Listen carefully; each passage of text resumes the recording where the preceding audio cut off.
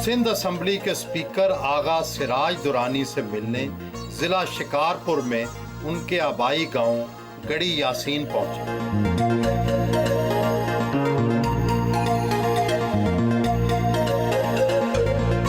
वसीओ Areej drawing room में इस्तकबाल किया।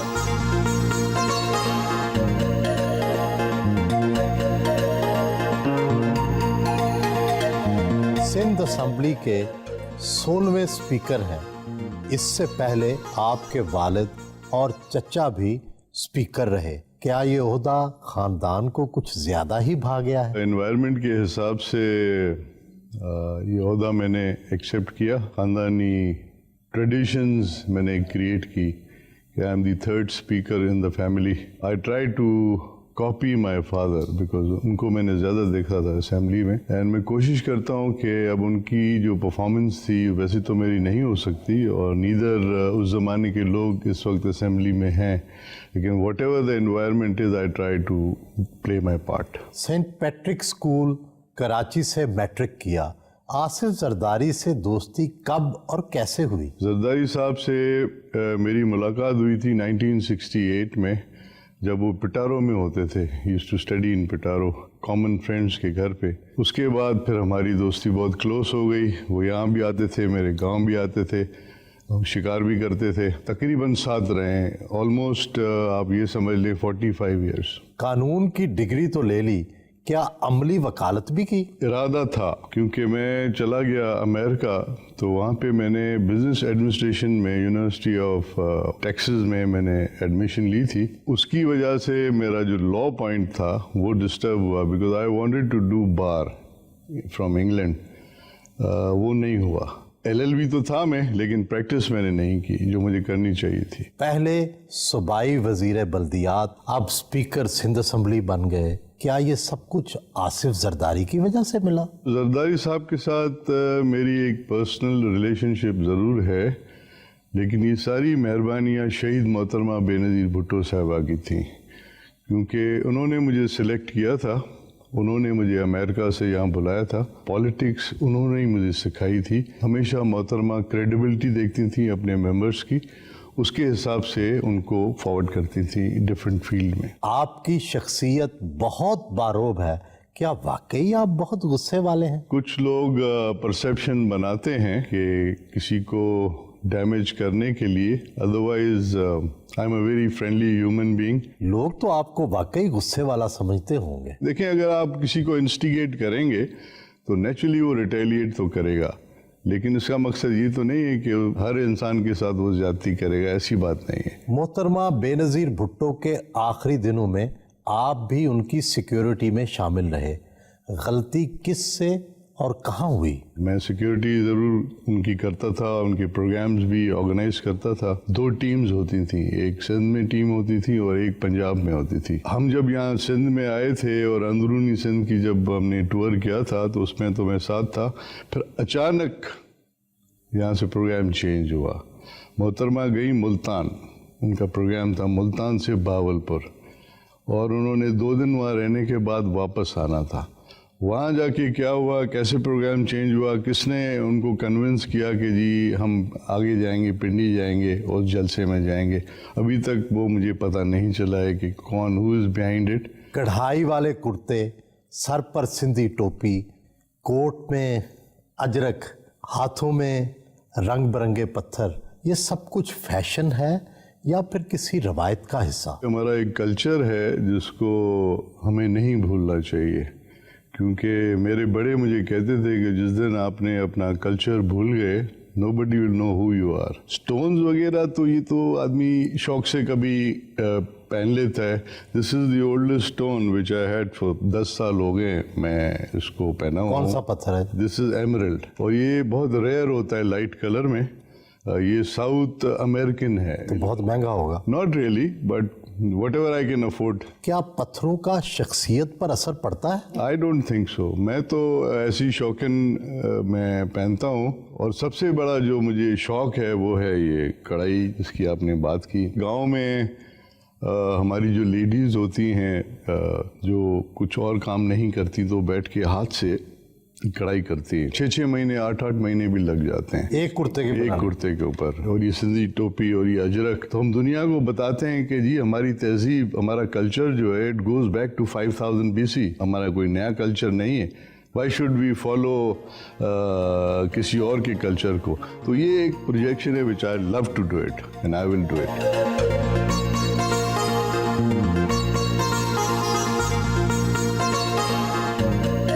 गांव में हों तो घर के इहाते में खुली कचहरी लगाते हैं। Generally every day I meet people here and उनकी जो छोटे छोटे ग्रीवेंसेस होते हैं I try to get them resolve.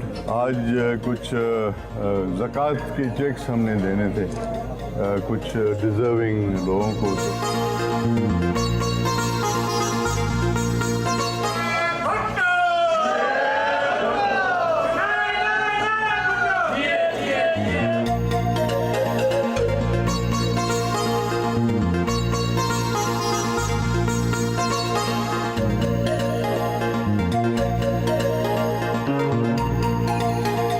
ये सारी इमारतें आपने वजीर बनने के बाद बनवाई हैं या कोई पुरानी हैं? मिनिमम आई वुड से 150 साल पुरानी इमारतें हैं। सामने वाली जो इमारत देख रहे हैं आप, ये मेरे दादा आगा शमसुद्दीन खान साहब ने बनाई थी, इसीलिए उनका नाम भी वहाँ पे इनग्रेव्ड है शम्स महल के नाम से, विच वॉज एस्टेब्लिश्ड इन 1925। ये जो सामने बिल्डिंग है ये एक जरगा हाउस होता था, जहाँ उस ज़माने में जिरगे होते थे, फैसले होते थे।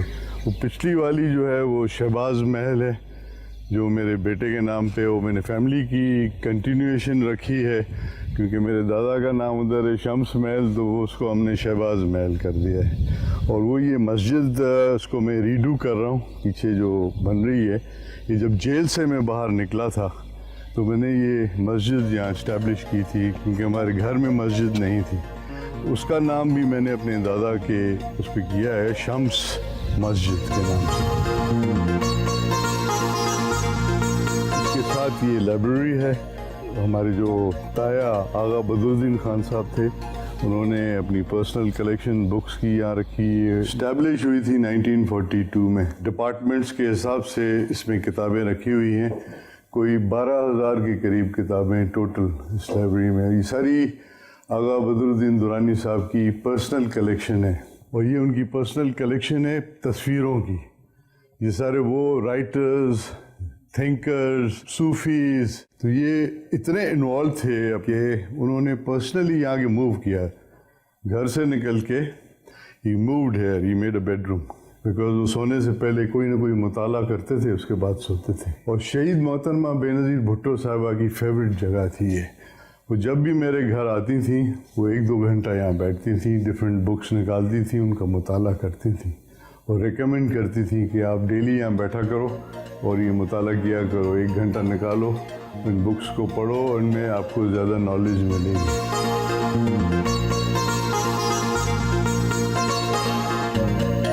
ये सर अकबरनामा है। It has it own history. This is written in फारसी। ये अकबर साहब ने खुद तो वो नहीं लिखते थे, लेकिन उन्होंने किसी से फारसी में लिखवाया किया है। जी सर। इसकी खुसूसियत ये है कि it is carved in gold. तो इसके 2 वॉल्यूम हैं जो हार्डली आपको कहीं मिलेंगे। These are the last volume which my uncle got. आप यकीन करें मोहतरमा को ये किताब इतनी पसंद थी, हालांकि इट वॉज इन फारसी, लेकिन वो ज़रूर जब भी यहाँ आती थी इस किताब को ज़रूर खुलवाती थी, उनको देखती थी, फिर मुझे कहती थी कि look at the beauty of this page, कि आप जब ओपनिंग करेंगे इस किताब को तो आपको इतनी खूबसूरती में ये सारी आर्ट मिलेगी कि आपका जी चाहेगा कि आप यहीं बैठ जाएं और इसको पढ़ें और देखें इसमें क्या है।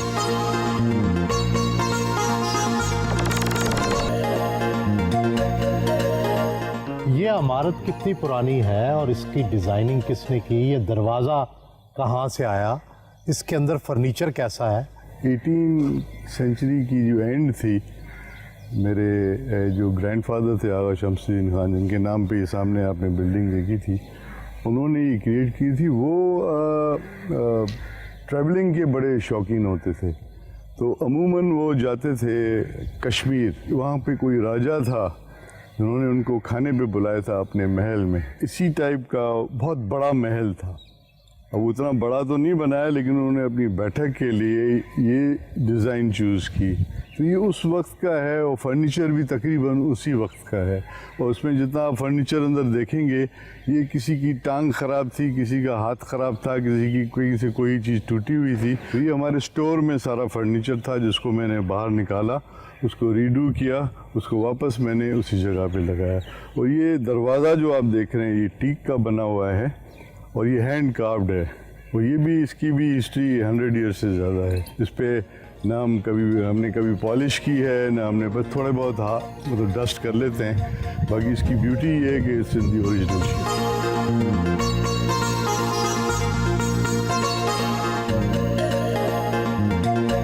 اس کی خوبصورتی یہ ہے کہ اس کی انوائرمنٹ جو ہے وہ بھی پرانی ہے.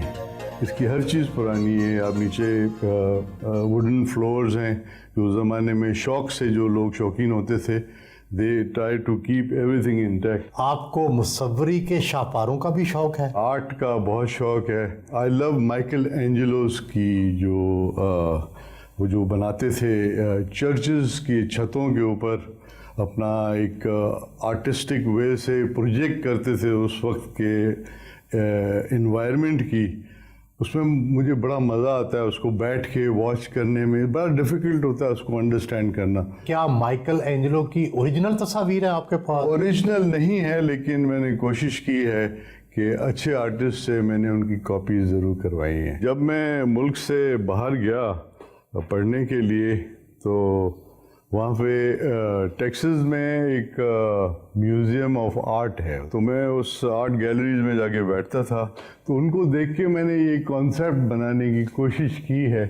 اب I don't know how much اس کی جو اصلیت ہے اس میں کتنی ہے, بٹ آئی لو اٹ. جب میں اکیلا ہوتا ہوں اور میں اپنی مائنڈ کو ریلیکس کرنے کی کوشش کرتا ہوں تو I sit here and I watch this painting and I try to follow کہ اس پہ کون لوگ کیا شو کر رہے ہیں اور اس کو ہم اپنی مائنڈ میں. مائیکل اینجلو کی ہے. مائیکل اینجلو کی ہے کہ یہ ساری آپ کو اٹلی میں بہت ملیں گی مائیکل اینجلو کی. وہاں پہ جتنے بڑے بڑے کیتھیڈرلز ہیں تو جہاں پوپ صاحب رہتے ہیں وہاں پہ آپ کو یہ ساری چیزیں اتنی خوبصورت ہیں. میں ایک دفعہ گیا ہوں, آپ یقین کریں کہ جی نہیں چاہتا ہے کہ آدمی ان کو چھوڑ کے باہر بیٹھے.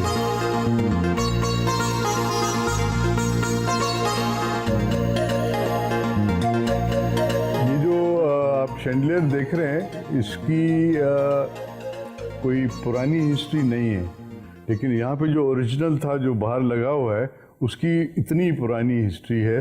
اور اس زمانے میں یہاں پہ بلبز نہیں ہوتے تھے, بجلی نہیں ہوتی تھی, تو اس کو ہم نیچے اتارتے تھے, اس میں کینڈلز ڈالتے تھے, کینڈلز کو جلا کے پھر ہم اوپر لے جاتے تھے. اب اس میں تو نیو ورژن ہے اس کا لیکن اس کو ڈھونڈنے کے لیے بھی مجھے بہت ٹائم لگا تھا. I went to different places. تو یہ میں نے دبئی سے لیا تھا ایک موراکن اسٹور سے, اور اس کو لانا جو تھا بڑا عذاب تھا کیونکہ اس کی ایک ایک چیز کو الگ کرنا ہوتا ہے, اس کو صحیح طرح پیک کرنا پڑتا ہے. آپ کو خود بھی شوق ہے interior designing? Yes, if I have time, I love to do that. تاکہ when I have guests in the house, they should have the best environment in the house.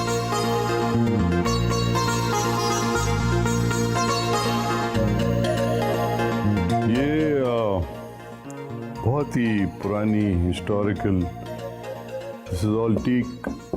اور یہ سر آرٹ ہے جو ہینڈ آرٹ ہے, جو اسی زمانے کی لوگ اس وقت پکچرز تو ہوتے نہیں تھے تو ہاتھ سے وہ آرٹسٹ بنا کے اور اس کے اندر یہ لگاتے تھے تاکہ whoever goes to sleep on this bed he'll enjoy the art if he loves art. یہ کتنا پرانا ہے؟ یہ سر 100 سال سے زیادہ ہے. اور یہاں کون کون رہ چکا ہے؟ شہید محترمہ بے نظیر بھٹو صاحبہ بھی یہاں رہی ہیں, آصف علی زرداری صاحب بھی رہے ہیں, یوسف رضا گیلانی صاحب بھی یہاں رہے ہیں, سلمان تاثیر صاحب بھی یہاں رہے ہیں, ہمارے پریزیڈنٹ لغاری صاحب جو ہیں وہ بھی یہاں رہے ہیں, جہانگیر بدر صاحب بھی رہے ہیں, آفتاب احمد شیرپاؤ صاحب, جتنے بھی ہمارے پارٹی کے بڑے لیڈرز سے جب بھی 4 اپریل پہ آتے تھے شہید ذوالفقار علی بھٹو صاحب کو سلام پیش کرنے، تقریباً کافی دوست یہاں میرے یہاں مہمان ہوتے تھے. ہمارے زرداری صاحب ہی wanted to enjoy the old house. Yousuf Raza Gilani صاحب وہ مجھے کہتے تھے کہ جی یہاں میں رہتا ہوں تو مجھے اپنی حویلی یاد آتی ہے اپنے گھر کی.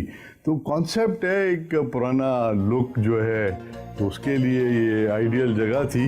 اب تو جب بھی آتے ہیں ہمارے مہمان وہ یہیں رہتے ہیں.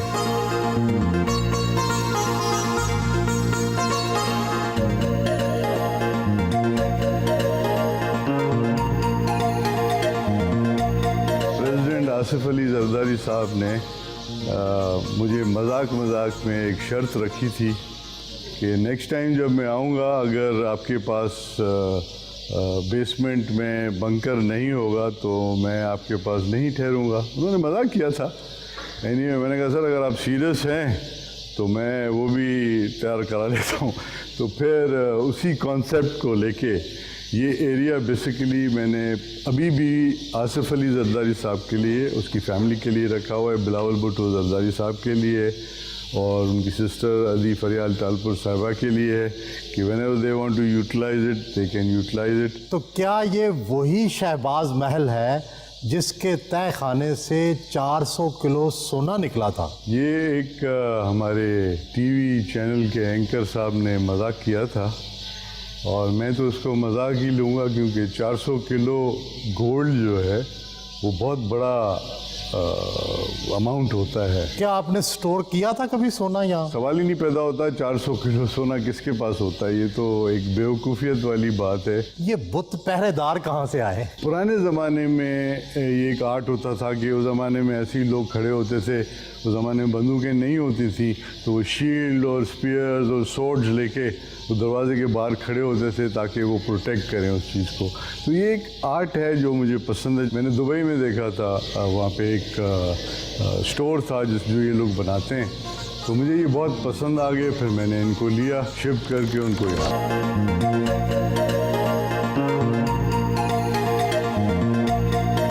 یہ لاؤنج ہے پریزیڈنٹ صاحب کا جو ایریا ہے اس کا. کیونکہ جب وہ ٹریولنگ کرتے ہیں ان کے ساتھ 40-50-100 آدمی ہمیشہ ہوتے ہیں تو ان کو بٹھانے کے لیے یہ لاؤنج بنایا ہے تاکہ یہاں بیٹھ کے وہ آرام سے ریسٹ بھی کریں. اس کے بعد وہ جو بھی سنیکنگ کرنی ہے، چائے پینی ہے، انوائرمنٹ کو بھی انجوائے کریں. اور یہ ان کا لیونگ روم ہے. جو بھی یہاں پہ ان کے مہمان ہوں گے وہ یہاں بیٹھ کے ریلیکس بھی کریں، انجوائے کریں. شیر تو مسلم لیگ نواز کا انتخابی نشان ہے. آپ نے کیوں اتنے سارے شیر رکھے ہوئے ہیں اپنے ڈرائنگ روم میں؟ میرا شوق ہے ہنٹنگ کا. تو کیا آپ نے شیر بھی مارے ہوئے ہیں؟ یہ جو آپ شیر دیکھ رہے ہیں اس کو میں نے ہی مارا تھا. افریقہ میں ان کی ہنٹنگ ہوتی ہے، اس کے لیے پرمٹ لینا پڑتا ہے افریقن گورنمنٹ سے.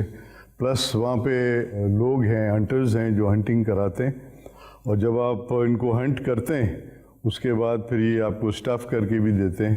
وہ بھی پرمیشن لینی پڑتی ہے گورنمنٹ سے. اور پھر جب ہم اپنے ملک میں منگاتے ہیں اسٹف کر کے تو اس کے اوپر ڈیوٹی لگتی ہے کسٹمز کی. کتنے شیر مار چکے ہیں؟ کتنے چیتے مار چکے ہیں؟ ابھی تک تو یہ 2 بڑے شیر ہیں. یہ ایک وہ ہے جو لاسٹ 4 سال پہلے میں نے مارا تھا.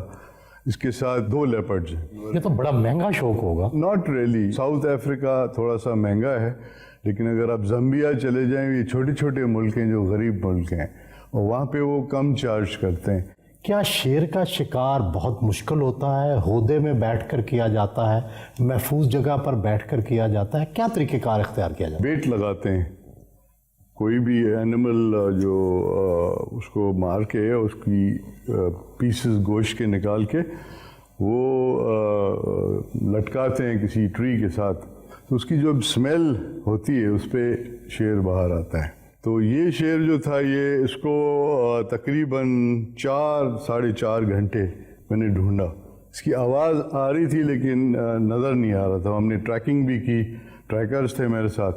پھر جب پتہ چلا کہ یہ وہاں جگہ پہ یہ بیٹھا ہوا ہے، یہ لیٹا ہوا تھا، جب ہم اس کے نزدیک جب گئے تو یہ کھڑے ہو گئے. اس وقت مجھے فیل ہوا کہ لائن از دی لائن. اور جب یہ شیر کھڑا ہوا تو اس کے بال بھی کھڑے ہوئے. اس کے بال کھڑے ہو گئے تو میرے بال بھی ہاتھوں کے کھڑے ہو گئے کہ اب اس کا اور میرا مقابلہ ہے، ادھر اس نے مجھے مارنا ہے یا میں نے اس کو مارنا ہے. تو اس کا ایک ٹیکنیکل وے ہوتا ہے شوٹنگ کا، اس ٹیکنیکل وے سے میں نے اس کو گولی ماری تھی جس سے یہ ڈیڈ شاٹ تھا. اور اس کے بعد اس وقت یہ ہمارے گھر میں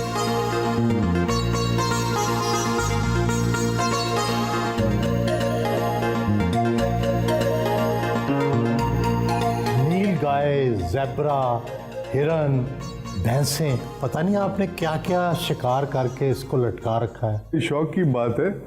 and this is a African buffalo which زیادہ تر یہ پانی میں بھی رہتا ہے، باہر بھی ہوتا ہے، اور بڑا روتھلیس اینیمل ہے یہ. ایون لائن اس سے ڈرتا ہے، ایلیفنٹ اس سے ڈرتا ہے.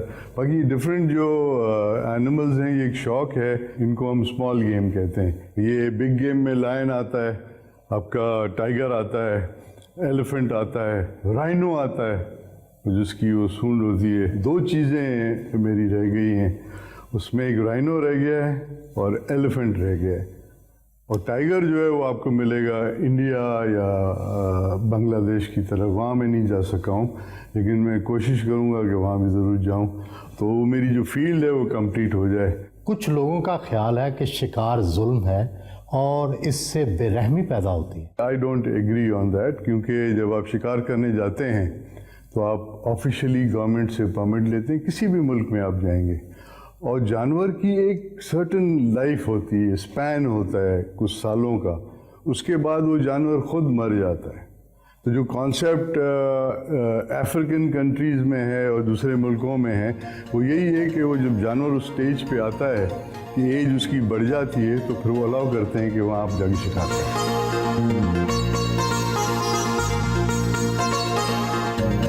This is my study sort of, اس کو آفس بھی آپ کہہ سکتے ہیں.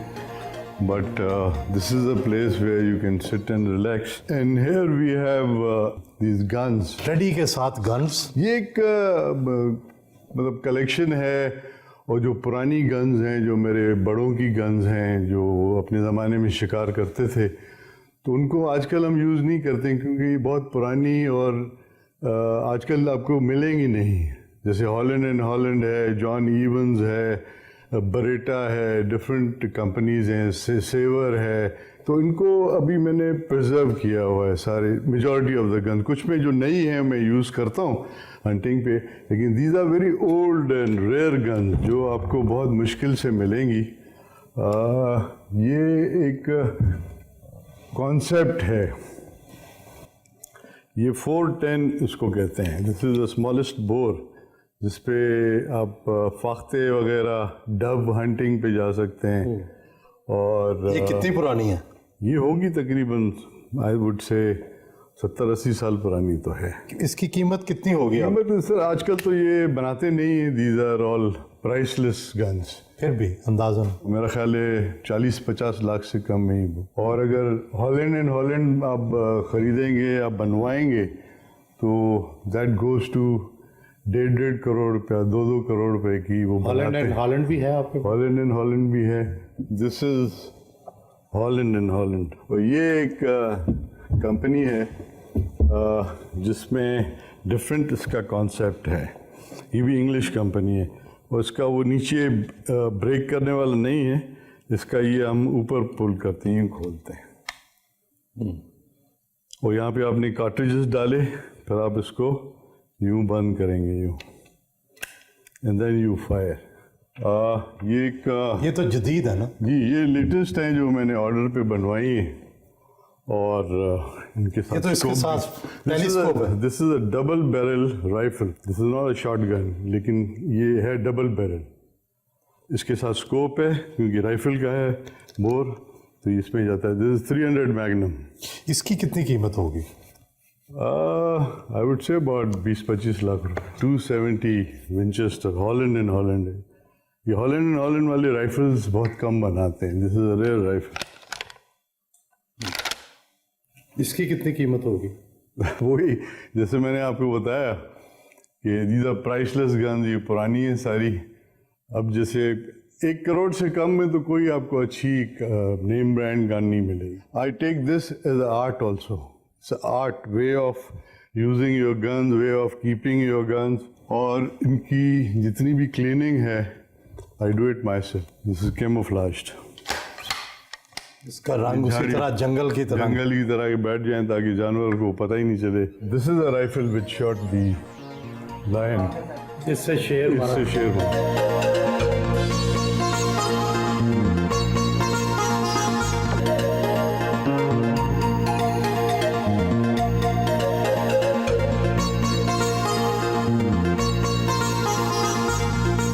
जतोई कबीले की झैली शाख के सरबरा अयूब खरोस के बेटे की शादी में शिरकत की. डॉक्टर इब्राहिम जतोई, मीर आबद जतोई और इलाके के दूसरे सरकर्दा लोग शामिल हुए.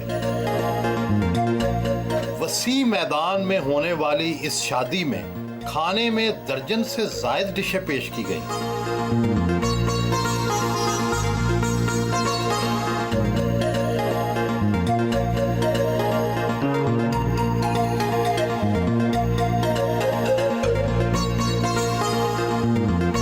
सियासत में सच झूठ तो बोलना पड़ता है. आप कितना मसलत से काम लेते हैं? मैं कोशिश करता हूँ कि मैं किसी से मैं झूठ बोलने की बजाय मैं असल में उसको अगर जस्टिफाई कर लूँ कि ये चीज़ नहीं हो सकती, तो वो बेहतर है कि आप उससे झूठ बोलें. सियासतदान करप्शन की वजह से बड़े बदनाम हैं. आप पर भी करप्शन के कई इल्ज़ामात लगे. हकीकत कितनी थी? हमने एक चीज़ सीखी है कि हमेशा जो सच होता है, झूठ झूठ हो जाता है. और उस ज़माने की जो हुकूमतें थीं जिनकी बैकअप पे डिक्टेटर्स थे, उन्होंने हमेशा कोशिश की कि लोटा क्रेसी पे वो बिलीव करते थे क्योंकि उनको पब्लिक सपोर्ट नहीं होती थी. तो they used to by people out. अब मेरी तो कोई प्राइस नहीं है, मुझे तो शहीद मोहतरमा बेनज़ीर भुट्टो साहबा ने ख़रीद लिया है, तो उसकी कोई प्राइस नहीं है. I am not for sale. सियासत पर खर्च तो बहुत होता है. आपके ज़राए आमदन क्या क्या है? हमारी जो फैमिली की जॉइंट ज़मींदारी सिस्टम है, हमारे कुछ फ्रूट फार्म्स हैं. आपकी ज़मीन कितनी है? ज़मीन टोटली हमारे यहाँ जॉइंट है. वैसे तो ऑफिशियली 150 एकड़ होता है जो आपको ऑफिशियली अलाउड होता है. हमारे यहाँ एक डिफरेंट कॉन्सेप्ट है ज़मींदारी का. वहाँ ये नहीं है कि आपने अगर किसी के नाम पे इतना एकड़ है तो सिर्फ उसी में से खा सकता है. यहाँ हेल्प करते हैं एक दूसरे को. अब जैसे मेरे भाई हैं, वो मुझे सपोर्ट करते हैं जब भी मुझे फाइनेंशली अगर कोई किसी चीज़ की ज़रूरत पड़ती है. जैसे इलेक्शन का टाइम आता है, खर्चे करने पड़ते हैं, तो they all come for help and I get help from my own family. मुसव्वरी पसंद है, हिस्से लतीफ़ रखते हैं. इंसानी हुस्न में क्या अच्छा लगता है? वेल ड्रेस्ड पर्सनालिटी, ही और शी जो भी है, अगर अच्छे तरीके से वो ड्रेसअप होते हैं, अच्छे तरीके से वेल स्पोकन हैं और उनमें डिसेंसी है जो हमारा मज़हब अलाउ करता है, उसके दायरे में अगर वो रहते हैं, वो अच्छा इंसान. अपने सियासी साथी और कमारियों कबीले के सरबरा सरदार हिम्मत अली के गांव मदे की पहुंचे.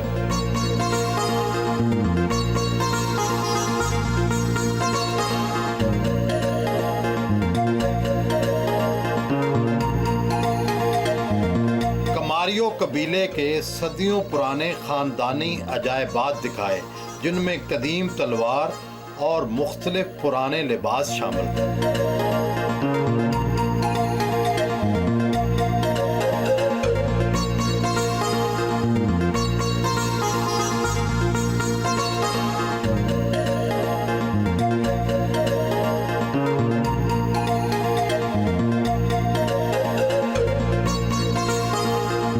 घर वापस आए.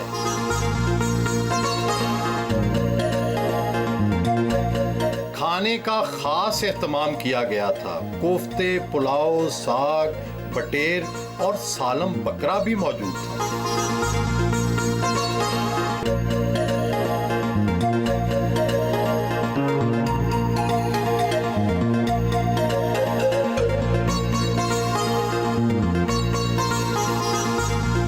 आसिफ जरदारी के दोस्त हैं, दूसरी तरफ पीर पगाड़ा ख़ानदान के करीबी रिश्तेदार हैं. ان دو سیاسی مخالفین کے درمیان توازن کیسے رکھ لیتے ہیں؟ سیاست جو ہے اس میں خاندان کا کوئی چکر نہیں ہوتا. I am follower of Bhutto family and اس میں کوئی دو رائے نہیں ہے کہ میں دوستی یا رشتہ داری یا کسی اور چیز کو میں بیچ میں لاؤں. میں اپنی سیاست کرتا ہوں بھٹو خاندان کی. آپ آصف زرداری اور ذوالفقار مرزا کے 45 سال تک مشترکہ دوست رہے. دونوں کی راہیں جدا ہونے کی اصل وجہ کیا تھی؟ ذوالفقار مرزا کو مس انڈرسٹینڈنگ ہو گئی. وہ کسی ایسے لوگوں کے ہاتھ چڑھ گیا ہے جو اس کو غلط گائیڈ کر رہے ہیں. جس طرح زرداری صاحب نے ان کی عزت کی چھوٹی چھوٹی چیزوں کے لیے اور پرسنل ایمبیشن کے لیے، اگر آپ اس رشتے کو توڑتے ہیں تو یہ ایک بد نصیبی ہے انسان کی کہ اتنا اچھا انسان ہے زرداری صاحب جس نے ہر انسان کی خدمت کی ہے. اس کے بارے میں باتیں کرنا یہ کوئی کسی کی زبان پہ زیب نہیں لاتے. کیا آپ نے ذوالفقار مرزا سے کبھی صلح کے لیے بات چیت کی؟ میں نے بڑی کوشش کی کہ یہ چیزیں آپ جو کر رہے ہو یہ صحیح نہیں ہے، یہ آپ کے لیے بھی صحیح نہیں ہے، آپ کی فیملی کے لیے بھی صحیح نہیں ہے اور ہماری پارٹی کے لیے بھی صحیح نہیں ہے. میں تو یہی کہوں گا اپنی بھابھی سے، ڈاکٹر فہمیدہ مرزا صاحبہ سے، کہ ان کو لے جائیں امریکہ لے جائیں. وہاں پہ بہت انسٹیٹیوٹس ہیں جہاں پہ ٹریٹمنٹس ہوتی ہیں، تو وہاں ٹریٹمنٹ اس کی کرائیں. مشہور ہے کہ 70 کی دہائی میں سلیم اکبر بگٹی اور آصف زرداری کے درمیان ہونے والی لڑائی میں آپ بھی شامل تھے. واقعہ کیا تھا؟ بچانے والا تو اوپر بیٹھا ہے رب جو سب کو بچاتا ہے، لیکن چھوٹی چھوٹی باتوں پہ ان کی جو مس انڈرسٹینڈنگ ہوئی تھی. اب تو مرحوم بگٹی صاحب یہاں نہیں ہیں، لیکن بعد میں انہوں نے ریئلائز کیا تھا کہ جو کچھ بھی انہوں نے کیا وہ غلط کیا تھا، تو زرداری صاحب نے پھر ان کو معاف کر دیا تھا. صوبائی وزیر بلدیات بھی رہے اور اب اسپیکر سندھ اسمبلی ہیں. کس عہدے کے پاس زیادہ اختیارات ہیں اور آپ کس سے زیادہ مطمئن ہوئے؟ پبلک ڈیلنگ جو ہے وہ زیادہ تر منسٹری کے ٹائم میں زیادہ رہتی ہے. ہر ڈسٹرکٹ میں جا کے کھلی کچہریاں کرنا، عام آدمی سے ملنا، ان کے مسئلے حل کرنا. اسپیکرشپ میں یہ ہے کہ you are limited to your assembly only, but naturally آپ عوامی وہ ہیں لیڈر ہیں، تو پھر آپ کو اپنے ایریا میں بھی جانا پڑتا ہے اور آپ کے ایریا کے جو لوگ آپ کے پاس آتے ہیں ان کی خدمت کرنی پڑتی ہے، ان کے مسئلے حل کرنے پڑتے ہیں. بٹ اتھارٹی جو ہے executive authority is with the minister has more than what speaker has. تو آپ مطمئن ہیں پھر؟ I am happy with my post, کیونکہ اسپیکر جو لا میکنگ کرتا ہے اور ہسٹری ہے ہمارے سندھ اسمبلی کی، یہ وہ اسمبلی ہے جس نے پاکستان بنایا تھا. آپ سوچیں جب ریزولیشن پاس ہوا تھا پاکستان کے لیے تو اس زمانے کے جتنے بھی رولرز تھے وہ جھک گئے تھے اس ریزولیشن پہ کہ ان کی یہ ڈیمانڈ ہے کہ آپ پاکستان بنائیں. قائد اعظم محمد علی جناح صاحب نے اوتھ لی تھی سندھ اسمبلی میں. First prime minister of Pakistan Liaquat Ali Khan, انہوں نے بھی وہاں پہ پریزائڈ کیا تھا اسمبلی میں. کہا جاتا ہے کہ اسپیکرشپ کانٹوں کا ہار ہوتی ہے. آپ دونوں بیویوں یعنی حکومت اور اپوزیشن کو اکٹھے کیسے چلاتے ہیں؟ Speaker is supposed to be a neutral person, اور میں کوشش کرتا ہوں کہ اپوزیشن اور گورنمنٹ سائڈ کو دونوں کو ساتھ لے کے چلوں. میجورٹی آف ٹائم جو ہے میں اپوزیشن کو دیتا ہوں، کیونکہ ان کی میجورٹی نہیں ہے تو they deserve to have more time than the government side. اسپیکرشپ کے بعد اگلا سیاسی زینہ وزارت اعلیٰ ہوتی ہے. پارٹی نے موقع دیا تو کیا تبدیلی لے کر آئیں گے؟ جو بھی رول آج تک مجھے پارٹی نے سونپا ہے میری کوشش رہی ہے کہ میں وہ ڈیلیور کروں. اگر وہ موقع بھی ملے گا تو انشاءاللہ I'll make sure it happens. I should deliver whatever I can. جوانی میں ماڈلنگ کرتے رہے، کراٹے کے بلیک بیلٹ رہے، کیا شعر و شاعری اور موسیقی سے بھی دلچسپی ہے؟ اسپورٹس مین میں ہمیشہ رہا ہوں. شعر و شاعری سے اتنی خاص دلچسپی نہیں رہی. میوزک سے یس، کالج کے زمانے میں، اسکول کے زمانے میں جس ٹائپ کی میوزک ہوتی تھی اس سے دلچسپی رہتی تھی. میرے والد صاحب کو مہدی حسن کی غزلیں سننے کا شوق ہوتا تھا تو وہ محفل کراتے تھے. نصرت فتح علی صاحب جو ہے ان کے فیوریٹ وہ ہوتے تھے. یہاں ہمارے گاؤں میں وہ آ چکے ہیں نصرت فتح علی صاحب، انہوں نے یہاں قوالی کی ہے. ماڈلنگ ایسی چیز ہے جس میں ہم شروع میں یہ سوچتے تھے کہ شاید یہ کوئی کم کردار کے لوگ ہوتے ہیں جو ماڈلنگ کرتے ہیں اور جو ایکٹر بنتے ہیں. اس زمانے میں آپ کے ٹی وی چینلز بھی نہیں ہوتے تھے اور سنیما ہاؤسز میں وہ کمرشلز بنتی تھیں اور سنیما ہاؤسز میں وہ چلاتے تھے. تو وہ ہمارے کچھ دوست تھے جنہوں نے ایڈورٹائزمنٹ میں حصہ لیا اور مجھے ساتھ لے کے گئے تو I played some roles there also.